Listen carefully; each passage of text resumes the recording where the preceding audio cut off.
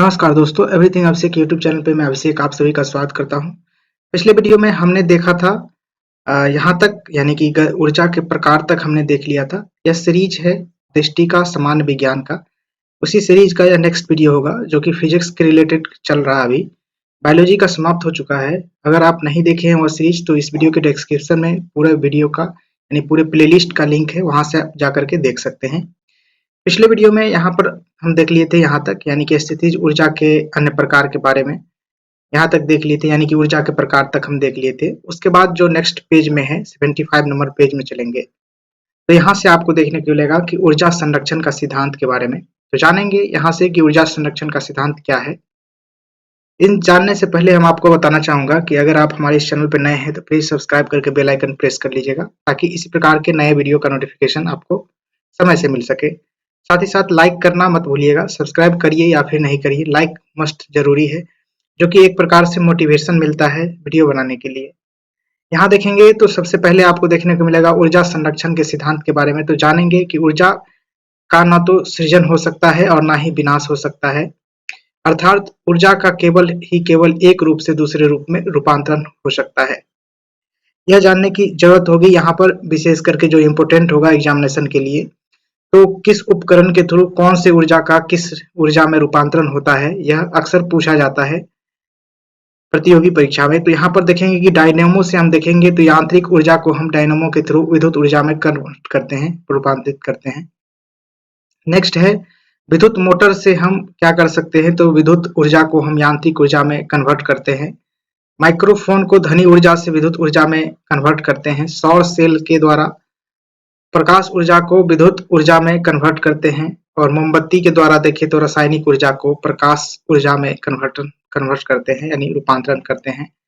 यह इम्पोर्टेंट है मोमबत्ती का। और यहाँ पर देखेंगे लाउड स्पीकर के द्वारा जब हम विद्युत ऊर्जा को ध्वनि ऊर्जा में रूपांतरित करते हैं। सितार के द्वारा देखें तो यांत्रिक ऊर्जा को ध्वनि ऊर्जा में रूपांतरण किया जाता है, इम्पोर्टेंट है। आगे बढ़ेंगे तो देख सकते हैं शक्ति के बारे में बताया गया है। शक्ति या फिर सामर्थ्य भी कहते हैं, या फिर इंग्लिश में पावर कह सकते हैं। इसके परिभाषा के बारे में जाने तो कार्य करने की जो दर होती है उसे हम पावर कहते हैं, शक्ति कहते हैं।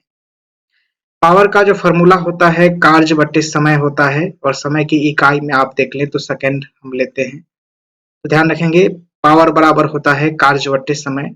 यह एक अदिश राशि होता है। जो शक्ति होता है वह एक क्या होता है, तो अदिश राशि होता है, स्केलर क्वांटिटीज होता है। नेक्स्ट है इसका एसआई मात्रक के बारे में जाने तो जूल पर सेकेंड, या फिर इसे वाट के द्वारा भी सूचित किया जाता है। सीजीएस मात्रक में देखें पावर का एसआई यूनिट, तो यहाँ पर जानने को मिलेगा ग्राम सेंटीमीटर स्क्वायर पर सेंटीमीटर स्क्वायर, या फिर इसे अर्ग पर सेकेंड से भी सूचित करते हैं, ध्यान रखेंगे। आगे बढ़ेंगे तो और जानकारी हम यहाँ से हासिल कर सकते हैं। अन्य मात्रक के रूप में हम देखें तो अश्व सामर्थ्य यानी अश्व शक्ति के बारे में हम जाने कि हॉर्स पावर में कितने वाट होते हैं। तो एक हॉर्स पावर में आपको देखने को मिलेगा 746 वाट। एक एचपी बराबर 746 गुने 10 के पावर माइनस 7 अर्ग पर सेकेंड होता है। और एक किलो वाट बराबर देखें, एक एचपी बराबर होता है हॉर्स पावर बराबर 746 गुने 10 के पावर माइनस 7 अर्ग पर सेकेंड। और 1 किलोवाट जो होता है उससे हम किस तरीके से निकाल सकते हैं, तो 1000 बटे 746 यानी कि 1.34 एचपी हॉर्स पावर, आप कह सकते हैं इसे 1.34 एचपी 1 किलोवाट बराबर होता है। अब जानेंगे कि वाट घंटा क्या होता है, जैसे कि बिजली बिल जैसे आता है उसके बारे में यहाँ पर समझ सकते हैं। तो 1 वाट घंटा, 1 वाट सेकंड WS जिसे सूचित किया गया है। तो 1 वाट गुने 1 सेकंड इक्वल टू 1 जूल होता है, यानी कि 1 जूल बराबर 1 वाट सेकंड होता है, ध्यान रखेंगे। और 1 वाट घंटा बराबर 3600 जूल होता है। 1 किलो वाट घंटा के बराबर यानी कि 1 यूनिट जो उठता है उसके बारे में यहाँ पर बताया जा रहा है कि 1 यूनिट कितने के बराबर होता है, तो 1000 वाट के बराबर होता है। इसको ध्यान रखेंगे, 1 किलो वाट घंटा के बराबर होता है 1000 वाट। और इसे हम देखें तो जूल में कन्वर्ट करेंगे तो 3.6 into 10 to the power 6 joule के बराबर होता है। नोट में आप देख सकते हैं इसकी जानकारी। तो WS, WH, KWH कार्य तथा ऊर्जा के मात्रक है, यानी कि वाट सेकेंड हो गया, वाट घंटा हो गया, किलो वाट घंटा हो गया, ये सभी काज तथा ऊर्जा के जो है कि मात्रक हैं। दूसरे नंबर में आप देखें तो डब्ल्यू, के डब्ल्यू, एम डब्ल्यू तथा एच पी, ये सभी पावर के मात्रक हैं, यानी कि शक्ति के मात्रक हैं। आगे बढ़ेंगे तो संवेग एवं गतिज ऊर्जा के संबंध में है। तो संवेग एवं गतिज ऊर्जा किसे कहते हैं, क्या होता है, इसके बारे में जाने तो गतिज ऊर्जा बराबर यानी कि काइनेटिक एनर्जी बराबर के ई बराबर पी स्क्वायर बटा 2m होता है। गतिज ऊर्जा बराबर पी स्क्वायर बटा 2m होता है, जहां पर p बराबर संवेग होता है और m बराबर देखें तो द्रव्यमान होता है, ध्यान रखेंगे। और संवेग को 2 गुना करने पर गतिज ऊर्जा 4 गुनी हो जाती है, ये कंसेप्ट ध्यान रखेंगे। वीवीआई है, कई बार एग्जामिनेशन में डायरेक्ट टू डायरेक्ट इस प्रकार के कंसेप्ट पूछ लिए जाते हैं कि संवेग को 2 गुना करने पर गतिज ऊर्जा की क्या मान रहेगा, तो 4 गुनी हो जाता है। परीक्षा की दृष्टि से कुछ इंपोर्टेंट जो वन लाइनर फैक्ट दिए गए हैं उसको देख लेते हैं। तो वॉशिंग मशीन का कार्य किस सिद्धांत पे कार्य करता है, तो वॉशिंग मशीन जो होता है अपकेंद्रीकरण जो होता है, सेंट्रीफ्यूगेशन सिद्धांत पर कार्य करता है। और इसमें देखें कि ट्रेन चलने पर उसमें बैठे यात्री के पीछे की ओर झुकने का क्या कारण होता है, तो जड़त्व होता है।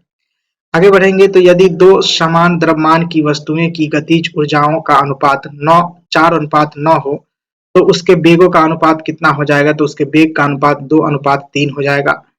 यानी 4/9 है, तो इसको आप देखेंगे तो वेग का, ये अगर गतिज ऊर्जा का अनुपात है तो वेग का अनुपात हो जाएगा 2/3, यानी कि इसका वर्ग रूट और इसका भी वर्ग रूट, ठीक है, तो ये हो जाता है।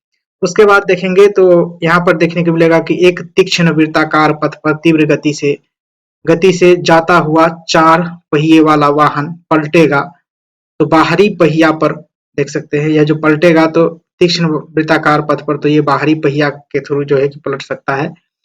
इसके बारे में आगे बताया गया है, कुछ और जानकारी यहाँ पर देखेंगे। स्थूल पदार्थों का गुण, यानी कि जो स्थूल पदार्थ किसे कहते हैं, स्थूल पदार्थ वह होता है जिसे हम अपने हाथों के द्वारा छू सकते हैं, स्पर्श कर सकते हैं, उसके बारे में बताया गया है यहाँ पर कि उसके क्या गुण हो सकते हैं। जैसे कि द्रव की अवस्थाओं के विशेष गुण किस प्रकार से हो सकते हैं, जैसे ठोस, द्रव और गैस के रूप में आप जानते ही होंगे। ठोस में देखें तो प्रत्यास्था या फिर इलास्टिसिटी होता है। उसके बाद देखें तो द्रव में देखें तो दाब होता है, प्रेशर होता है, पृष्ठीय तनाव होता है, श्यानता होता है, केशिकत्व होता है और प्लवन होता है। ये सारे के सारे चीज होते हैं द्रव में, ये सभी फैक्ट होते हैं। इसके बारे में भी आगे जानेंगे सारे तफसील से। तो गैस में देखें तो गैस में वायुमंडलीय दाब यानी एटमॉस्फेरिक प्रेशर के रूप में हम इसे देखते हैं गैस में। और आगे देखेंगे तो प्रत्यास्था के बारे में बताया गया है कि इलास्टिसिटी क्या होता है। तो परिभाषा से समझते हैं कि वह वस्तु का वह गुण जिसके कारण वह अपना प्रारंभिक आकार एवं आकृति पाने का प्रयास करता रहता है, तो इसे इलास्टिसिटी या फिर प्रत्यास्था के रूप में हम कहते हैं या फिर जानते हैं। इसका प्रकार देखें तो पूर्ण प्रत्यास्था वस्तु, जिसका उदाहरण के रूप में आप देख सकते हैं स्प्रिंग, रबर बैंड, उसके बाद देख सकते हैं क्वार्टर, ये सारे के सारे पूर्ण प्रत्यास्था वस्तु हैं। और पूर्ण प्लास्टिक वस्तुओं के रूप में आप देखें तो इसका उदाहरण मोम और लोहा हो सकता है। आगे बढ़ेंगे तो आपको देखने को मिलेगा श्यानता, जिसे विस्कोसिटी कहते हैं। तो विस्कोसिटी की परिभाषा के रूप में आप जाने तो द्रव का वह गुण जिसके कारण वह अपनी जो है कि विभिन्न परतों के मध्य सापेक्ष गति का विरोध करता है, श्यानता कहलाता है। देखिए एक बार फिर से परिभाषा इसका, तो द्रव का वह गुण जिसके कारण वह अपनी विभिन्न परतों के मध्य सापेक्ष गति का विरोध करता है, तो वह क्या कहलाता है, श्यानता कहलाता है। इसके कुछ पॉइंट दिए गए हैं, पॉइंट जाने तो ठोस में श्यानता नहीं होती है, और देखें तो गैस की श्यानता ताप बढ़ने पर बढ़ती है, और देखें तो द्रवों की श्यानता ताप बढ़ने पर घटती है। और आगे देखें तो आदर्श तरल की श्यानता शून्य होती है, और श्यानता केवल द्रव और गैस का गुण है, ध्यान रखेंगे। तो श्यानता केवल द्रव और गैस का गुण है, इसको ध्यान रखेंगे। इसके बाद आपको देखने को मिलेगा प्रेशर यानी कि दाब। दाब की परिभाषा देखें तो प्रति एकांक क्षेत्रफल पर जो लंबवत लगने वाले जो बल होते हैं उसे ही दाब कहते हैं। दाब के बराबर देखें तो दाब का सूत्र आप देखें तो बल बटे क्षेत्रफल इकाई होता है, यानी कि एक क्षेत्रफल यानी कि एक इकाई वाला जो क्षेत्रफल होता है यानी बल बटे क्षेत्रफल आप कह सकते हैं इसे। उसके बाद देखें तो इसका एसआई यूनिट आप देखें तो न्यूटन मीटर स्क्वायर होता है, या फिर हम इसे पास्कल के रूप में भी हम जानते हैं एसआई यूनिट। राशि इसका अदिश होता है, दाब का राशि क्या होता है तो अदिश राशि होता है दाब। दाब के बारे में और फैक्ट देखने को मिलेगा यहाँ पर कि क्षेत्रफल घटने पर दाब बढ़ता है, क्षेत्रफल घटने पर दाब बढ़ता है, और क्षेत्रफल बढ़ने पर दाब भी घटता है।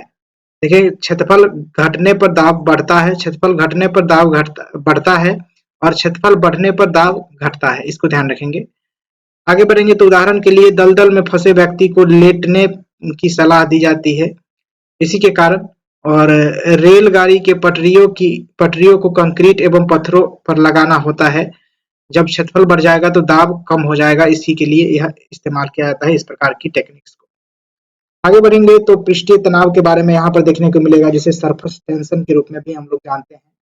तो इसकी परिभाषा देखें तो डेफिनेशन के रूप में कि द्रव का वह प्रकृति जिसके कारण इसका स्वतंत्र पृष्ठ यानी कि फ्री सरफेस न्यूनतम क्षेत्रफल को घेरने की प्रवृत्ति को रखता है, तो यह कहलाता है आपका सरफेस टेंशन कहलाता है, जिसका एसआई मात्रक न्यूटन पर मीटर होता है। सीजीएस में इसका मात्रक देखें तो डाइन होता है, डाइन पर सेंटीमीटर होता है, यानी कि एक डाइन बराबर देखें तो 10 के पावर -5 न्यूटन होता है। एक डाइन बराबर 10 के पावर -5 न्यूटन होता है। नोट के रूप में आप देखेंगे यानी कि पृष्ठीय तनाव को लेकर के, तो यदि द्रव का भार नगण्य हो तो उसकी आकृति पूर्ण गोलाकार होगी।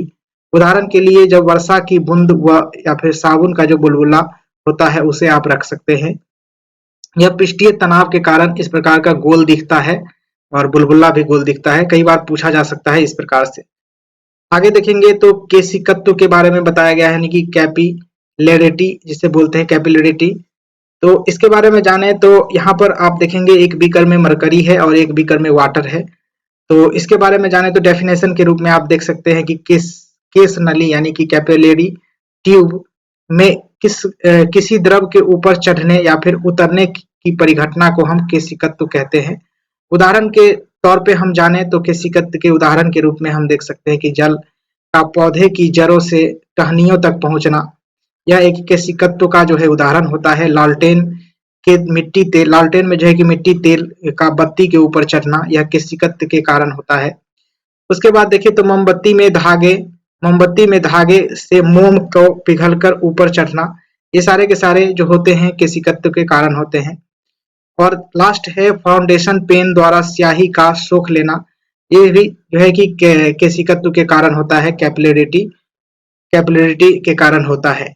आगे जानेंगे तो देख सकते हैं उत्प्लावन बल यानी कि बायोलेंट्री फोर्स किसे कहते हैं, बायोएंट फोर्स किसे कहते हैं, तो इसके बारे में जाने कि किसी ठोस वस्तुओं को द्रव में डुबोए जाने पर उस पर ऊपर की ओर लगने वाला आभासी बल क्या कहलाता है, तो उत्प्लावन बल कहलाता है। फिर से देखेंगे किसी ठोस वस्तु को द्रव में डुबोए जाने से उस उस पर जो है कि ऊपर की ओर लगने वाला जो आभासी बल होता है वह क्या कहलाता है, उत्प्लावन बल कहलाता है। नहीं, नीचे से ऊपर की ओर जो लगने वाला बल होता है वह कहते हैं हम उत्प्लावन बल के रूप में जानते हैं। अन्य नाम के रूप में आप देख सकते हैं उत्क्षेप कहते हैं इसे, उत्क्षेप के नाम से भी हम जानते हैं। आप देखेंगे कि उत्प्लावन बल किस दिशा में लगता है, तो ऊपर की तरफ लगता है। आर्किमिडीज के सिद्धांत के बारे में जाने तो उत्प्लावन बल के अनुसार ही आप देखेंगे यहाँ पर इसको। तो आर्किमिडीज के सिद्धांत देखे सकते हैं यहाँ पर कि किसी वस्तु को द्रव में डुबोए जाने पर उसके भार में होने वाली आभासी कमी उस वस्तु द्वारा हटाए गए द्रव के भार के बराबर होता है, ध्यान रखेंगे। फिर से देखेंगे एक बार कि किसी वस्तु को द्रव में डुबोए जाने पर उसके भार में होने वाले आभासी कमी उस वस्तु के द्वारा हटाए गए द्रव के भार के बराबर होती हैं।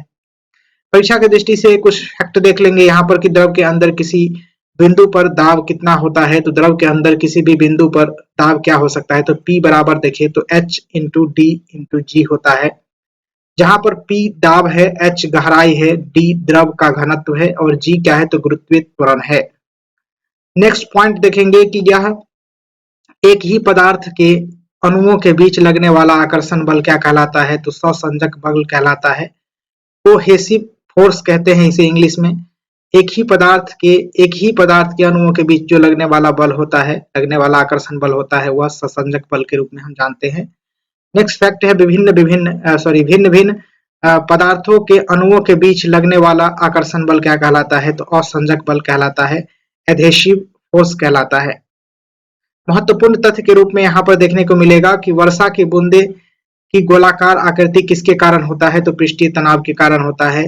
तेल जल में तल पर फैल जाते हैं, यानी कि तेल जो है कि जल में तल पर फैल जाते हैं, क्योंकि जो है कि तेल का तल पृष्ठ यानी कि तेल का जो तल तनाव पृष्ठीय तनाव जिसे कहते हैं पानी से कम होता है, जिसके कारण उसके तली में बैठ जाता है।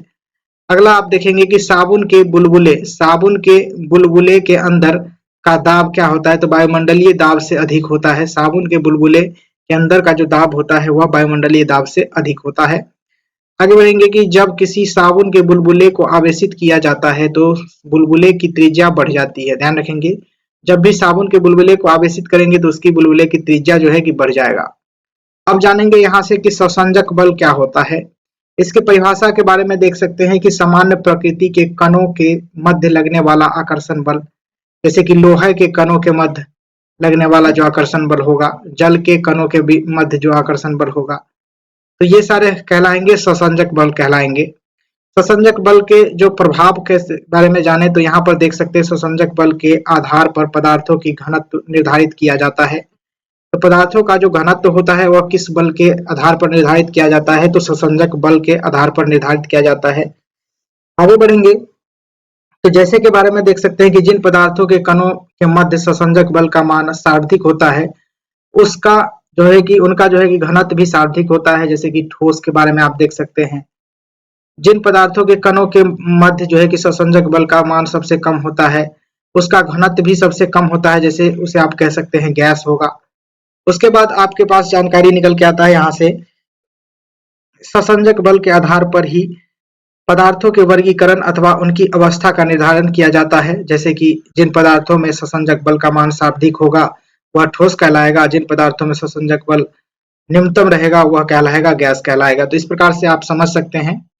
उसके बाद देख सकते हैं कि विभिन्न पदार्थों में ससंजक बल किस प्रकार से होते हैं। तो आरोही क्रम में आप देखें तो सबसे कम गैस में होता है, उसके बाद देखें तो द्रव में होता है, उसके बाद सबसे ज्यादा ठोस में होता है। अवरोही क्रम में आप देख सकते हैं इस प्रकार से होता है। जानेंगे कि ससंजक बल के कारण घटने वाली जो घटना होती है वह क्या हो सकती है। तो ससंजक बल के कारण जो घटने वाली घटना द्रवों में पृष्ठीय तनाव या फिर केशिकत्व आप कह सकते हैं। आगे वाले देखेंगे तो वायुमंडलीय दाब के बारे में देखने को मिलेगा कि वायुमंडलीय दाब क्या होता है। इसकी डेफिनेशन देखें तो पृथ्वी के वायुमंडल द्वारा लगाया गया दाब कहलाता है वायुमंडलीय दाब। इसका ऐसा मात्रक देखें तो पास्कल होता है और मापक यंत्र होता है। वायुमंडलीय दाब को मापने वाला जो यंत्र होता है उसे बैरोमीटर के नाम से हम जानते हैं। आगे जानेंगे तो पृष्ठीय तनाव के बारे में देखने को मिलेगा। तो पृष्ठीय तनाव यानी कि सरफेस टेंशन के बारे में तो इसकी डेफिनेशन देखेंगे कि द्रव की वह प्रकृति जिसके कारण इसका स्वतंत्र पृष्ठ यानी कि फ्री सरफेस न्यूनतम क्षेत्रफल घेरने की प्रवृत्ति रखता है, तो यह कहलाएगा आपका पृष्ठीय तनाव कहलाता है। इसका ऐसा मात्रक न्यूटन पर मीटर होता है। और पृष्ठीय तनाव का प्रभाव देखें तो जल का बूंदाकार आकृति में पाया जाना, जैसे कि वर्षा का जल आप देखेंगे तो गोलाकार हो जाता है इसी के कारण। आगे बढ़ेंगे तो पृष्ठीय तनाव के कारण घटने वाली जो घटना होती है वह क्या हो सकती है। तो पॉइंट में देखेंगे तो मुख्यतः जो है कि केशिकत्व की घटना पर घटित होने वाला, जैसे कि सोखता पेपर द्वारा स्याही को सोखना, लालटेन में जो है कि तेल का बत्ती में जो है कि ऊपर चढ़ना, तेल वाले स्टोव में तेल का ऊपर चढ़ना, भूमिगत जल का ऊपर आना, ये सारे के सारे पृष्ठीय तनाव के कारण होता है। इसको ध्यान रखेंगे। और मुख्यतः जो होता है यह केशिकत्व की घटना पर आधारित होता है, तो इसको भी आप ध्यान रखेंगे। आगे देखेंगे पॉइंट आपके सामने कि पृष्ठीय तनाव पर विभिन्न कारकों का क्या प्रभाव होता है उसके बारे में। तो ताप का जो प्रभाव होता है पृष्ठीय तनाव पर क्या होता है। तो ताप बढ़ाने पर द्रव का पृष्ठीय तनाव कम हो जाता है। कपूर का प्रभाव देखें तो कपूर छिड़कने से भी पृष्ठीय तनाव कम हो जाता है। डिटर्जेंट का प्रभाव देखें तो डिटर्जेंट मिलाने पर भी पृष्ठीय तनाव जो है कि कम हो जाता है। पेट्रोल डीजल का आप देखें, पेट्रोल डीजल तथा केरोसिन का प्रभाव देखेंगे तो यहाँ पर देखने को मिलेगा कि सभी तेल छिड़कने से पृष्ठीय तनाव कम हो जाते हैं। और इसी कारण आपको कहा जाता है कि पानी में जो है कि तेल छिड़कने के लिए, जिससे कि मच्छर की जो लार्वा होती है पृष्ठीय तनाव कम होने के कारण जल में डूब करके खत्म हो जाती है। इसको आप ध्यान रखेंगे। आगे जानेंगे कि दूरी के बारे में बताया गया है कि दूरी क्या होता है। तो यहाँ पर जानेंगे कि किसी समय अंतराल में वस्तु या फिर पिंड द्वारा तय किया गया मार्ग की लंबाई को दूरी कहते हैं। इसका मात्रक आप देखिए एसआई मात्रक मीटर होता है। यह एक अदिश राशि होता है। यह सदैव धनात्मक होता है। डिस्टेंस कभी भी ऋणात्मक नहीं हो सकता। वायु में ध्वनि की जो चाल होती है वह सामान्यतः 332 मीटर प्रति सेकंड होती है। 332 मीटर प्रति सेकंड वायु में ध्वनि का चाल होता है। इसको ध्यान रखेंगे। आगे बढ़ेंगे तो विस्थापन के बारे में जानेंगे कि निश्चित दिशा में दो बिंदुओं के मध्य जो कि सबसे छोटी दूरी को हम विस्थापन कहते हैं। इसका एसआई मात्रक भी मीटर होता है। यह एक सदिश राशि होता है। विस्थापन सदिश राशि होता है और दूरी अदिश राशि होता है। विस्थापन शून्य, धनात्मक व ऋणात्मक भी हो सकता है। इसको ध्यान रखेंगे। और देखें तो बल आघूर्ण के बारे में जानने को मिलेगा यहाँ पर कि बल आघूर्ण या फिर मोमेंटम ऑफ फोर्स किसे कहते हैं। तो किसी अक्ष के पारित या फिर एक बल का बल आघूर्ण उस बल के परिमाण तथा आघूर्ण बल से बल की क्रिया रेखा के मध्य की लंबवत दूरी के गुणनफल के बराबर होता है बल आघूर्ण। इसके बराबर देखिए तो फार्मूला के रूप में आप देख सकते हैं बल आघूर्ण टॉर्क से हम सूचित करते हैं। टॉर्क बराबर होता है फोर्स गुने यानी बल गुने लंबवत दूरी यानी एफ गुने डी। ध्यान रखेंगे। एसआई मात्रक के रूप में आप देख सकते हैं न्यूटन मीटर होता है। इसका एसआई मात्रक राशि का होता है या सदिश राशि होते हैं। और आगे देखेंगे कि सरल मशीन बल आघूर्ण के सिद्धांत पर कार्य करता है। यानी सरल मशीन जो होता है वह किस पर कार्य करता है, कौन से सिद्धांत पर? तो बल आघूर्ण के जो सिद्धांत होते हैं उस पर कार्य करता है। आगे देखेंगे उत्तोलक के बारे में जानेंगे। उत्तोलक क्या होता है कि उत्तोलक एक प्रकार का साधारण मशीन होता है जो कार्य को आसानी बनाने में काम होता है। और इसके प्रमुख जो है कि इसके 3 प्रमुख बिंदु आलंब भार द्वारा प्रयास होता है। यानी ध्यान रखेंगे इसके 3 प्रमुख बिंदु होते हैं आलंब, भार व प्रयास। ये 3 बिंदु होते हैं जैसे कि घिरनी, कैंची, चिमटा आदि को आप देख सकते हैं या उत्तोलक के रूप में हम इसे जानते हैं। और जानकारी हासिल करेंगे यहाँ से कुछ नए फैक्ट की तरफ चलेंगे तो यहाँ से देखने को मिलेगा कि प्रथम श्रेणी का जो उत्तोलक होता है वह क्या होता है। तो आप आलंब जिसे फोनकूलम या फिर आयास इफोर्ट या फिर भार कहते हैं, इसे लोड कहते हैं इंग्लिश में। इफोर्ट जिसे कहते हैं जिस कितना आप प्रयास कर रहे हैं वो आप देख सकते हैं इसे। उदाहरण के तौर पे आप देख सकते हैं आयास क्या होता है तो इसे आयास कहते हैं। और आलंब किसे कहते हैं तो इसे आलंब कहते हैं और भार इसे कहते हैं। आगे बढ़ेंगे तो देख सकते हैं यहाँ पर कि कैंची, सीसॉ झूला और सिंडासी साइकिल का ब्रेक और हैंड पंप इत्यादि जो होता है यह एक प्रकार का उत्तोलक का काम करता है इसमें। और उसके बाद देखेंगे यांत्रिक लाभ के रूप में आपको देखने को मिलेगा कि 1 से कम या 1 से अधिक या फिर 1 के बराबर या फिर तीनों बराबर हो सकते हैं। आगे बढ़ेंगे तो निश्चित रूप से आपको देखने को मिलेगा यहाँ से कि द्वितीयक श्रेणी का उत्तोलक क्या होता है। तो द्वितीय श्रेणी का जो उत्तोलक होता है वह भार होता है यानी कि लोड जिसे कहते हैं, आलंब होता है तथा आयास होता है जिसे एफोर्ट कहते हैं इंग्लिश में, के मध्य होता है। आगे देखेंगे तो उदाहरण के रूप में आप देखें तो नींबू निचोड़ने की जो मशीन होती है या फिर सरोता आप देख ले जो सुपारी फोड़ने का जो औजार होता है, पहिए वाली कचरा ढोने वाली जो गाड़ी होती है, पहिए वाली कचरा ढोने की जो गाड़ी होती है वह होता है। तो ये एक प्रकार का द्वितीय श्रेणी का जो उत्तोलक होते हैं आप इसे कह सकते हैं। यांत्रिक लाभ आप देखेंगे कि सदैव 1 से अधिक हो सकता है। निश्चित रूप से आप देखेंगे कि तृतीय श्रेणी का जो उत्तोलक होता है वह क्या हो सकता है। तो उसमें देखेंगे तो आलंब होता है, भार होता है तथा आयास होता है, आयास के मध्य होता है। उसके बाद देखेंगे तो उदाहरण के रूप में आप मनुष्य का हाथ, चिमटा, स्टेपलर ये सारे होते हैं जो तृतीय उत्तोलक के रूप में हम इसे जानते हैं। आगे देखेंगे तो यांत्रिक लाभ के रूप में आपको देखने को मिलेगा कि सदैव 1 से कम होता है इसका यांत्रिक लाभ। आगे बढ़ेंगे बल के बारे में जानेंगे। बल को इंग्लिश में फोर्स कहते हैं।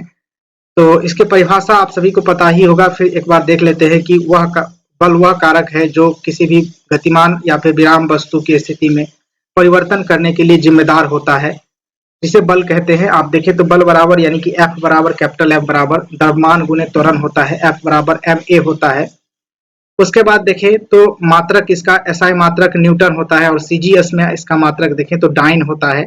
राशि बल का राशि क्या होता है तो सदिश राशि होता है और 1 न्यूटन बराबर 10 के पावर 5 डाइन होता है। इसको ध्यान रखेंगे, 1 न्यूटन बराबर 10 के पावर 5 डाइन होता है। कई बार एग्जामिनेशन में पूछा जा चुका है इस तरीके के प्रश्न।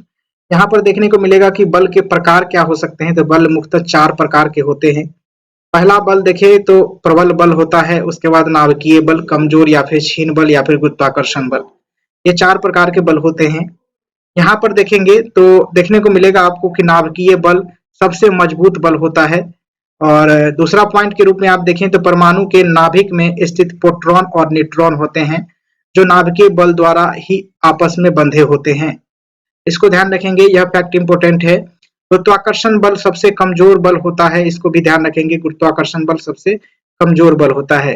अब जानेंगे यहाँ से कि घर्षण बल क्या होता है, यानी कि फ्रिक्शन फोर्स इसे बोलते हैं इंग्लिश में। परिभाषा के रूप में आप जाने तो वह बल जो संपर्क में रखी दो वस्तुओं के मध्य कार्य करता है और एक दूसरे के गति का विरोध करता है। विशेषता इसके देखेंगे तो घर्षण बल की दिशा वस्तु की गति के विपरीत होती है, विपरीत दिशा में होती है। इसको ध्यान रखेंगे और आगे बढ़ेंगे तो घर्षण के प्रकार के बारे में आपको जानने को मिलेगा कि घर्षण के प्रकार क्या हो सकते हैं। तो स्थैतिक घर्षण, लोटनिक घर्षण और स्पर्शिक घर्षण। इससे रिलेटेड TRE 2 में पूछा गया क्वेश्चन था, ध्यान रखेंगे। तो घर्षण के जो प्रकार होते हैं, स्थैतिक घर्षण, लोटनिक घर्षण और स्पर्शी घर्षण होता है। स्थैतिक घर्षण का मान देखें तो स्थैतिक घर्षण का मान सार्थिक होता है और लोटनिक घर्षण का मान सबसे कम होता है। घर्षण बल की निर्भरता के बारे में जाने तो घर्षण बल केवल सतहों की प्रकृति पर निर्भर करता है। घर्षण बल किस पे निर्भर करता है तो सतहों के जो प्रकृति होती है उस पर निर्भर करता है। सतह के प्रकार किस प्रकार से है तो खुरदरा है या फिर चिकना है, उस पर निर्भर करेगा कि घर्षण बल का मान सार्धिक होगा, जिस पर जो सतह खुरदरा होगा वहां पर, जो सतह चिकना होगा उस पर घर्षण बल का जो है कि मान कम होगा। घर्षण बढ़ाने पर के जो उपाय क्या हो सकते हैं इसके बारे में बताया गया कि सतह को खुरदरा बनाने के लिए बना करके हम घर्षण के बढ़ा सकते हैं। टायरों में खांचेदार बनाया जा सकता है। जूते चप्पलों में सोल के नीचे गोटियां जो है कि बनाई जाती है घर्षण बल को बढ़ाने के लिए। घर्षण घटाने के जो उपाय क्या हो सकते हैं तो घर्षण घटाने के जो उपाय हो सकते हैं, मशीनों में स्नेहक या फिर लुब्रिकेंट का प्रयोग कर सकते हैं हम। बॉल वायरिंग का प्रयोग कर सकते हैं, सतह को चिकना बना सकते हैं, चिकना बनाना, इस तरीके से हम घर्षण को कम कर सकते हैं। आगे देखेंगे जो कि लास्ट फैक्ट होगा इस वीडियो का, घर्षण से होने वाली जो हानि क्या हो सकती है तो देख सकते हैं कि मशीनों के कल पुर्जे घिस सकते हैं, हैंड पंप या फिर वार्सल घिस कर टूट सकता है, मशीन कार्य करते समय गर्म हो जाते हैं और गाड़ियों के टायर घर्षण के कारण घिस जाते हैं। तो इसको ध्यान रखेंगे। एक्चुअली में जो TRE 2 था उसमें जो प्रश्न जो पूछा गया था इस प्रकार से कि घर्षण के समय जो है कि कौन से बल किस रूप में कार्य करते हैं। तो वहां पर था स्थैतिक बल और जो है कि पोटेंशियल बल था, यानी कि गतिज ऊर्जा और स्थितिज ऊर्जा इस प्रकार से था। तो वहां पर कौन सा काम करता है तो इसके बारे में प्रश्न पूछा गया था घर्षण बल के से रिलेटेड। इसको ध्यान रखेंगे और आगे बढ़ेंगे नेक्स्ट वीडियो में। इसके आगे नेक्स्ट वीडियो में इसको कवर करेंगे, गुरुत्वाकर्षण को हम नेक्स्ट वीडियो में देखेंगे। फिलहाल इस वीडियो में बस इतना है। लाइक एवं शेयर कर दीजिएगा दोस्तों के साथ। Thank you for watching this video. जय हिंद, वंदे मातरम।